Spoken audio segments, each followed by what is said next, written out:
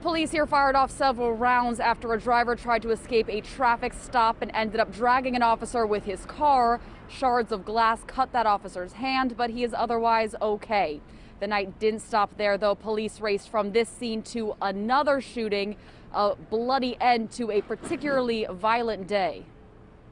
Police scour the intersection of 167th Street and Walton Avenue, where around 6:30 p.m. Tuesday, police officers tried to stop a gray car, but the driver tried to flee and dragged an officer. Police then opened fire, but the suspect got away. I was here working, and one of my co-workers was outside, and he said, "Y'all come, there's a shootout going on." So we quickly went outside, and we saw the police car driving around. Residents say they heard about 6 gunshots. Very quick.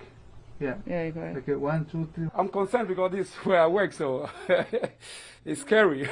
Police were soon called from this scene to another shooting just blocks away, where 3 men were shot around 8:30 p.m. on Mount Eden Avenue. 2 of them are fighting for their lives. But Tuesday's violence began much earlier. Around 8 a.m. in Queens, a 30-year-old woman was shot in the leg by a stray bullet while she was sleeping in her friend's apartment in Far Rockaway.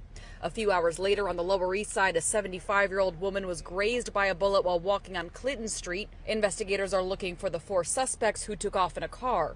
Back in Queens around 4 p.m., another woman was shot in Far Rockaway. She was struck in the head and taken to the hospital in serious condition. And 3 hours later, a man in Washington Heights was hospitalized after being shot twice in the leg.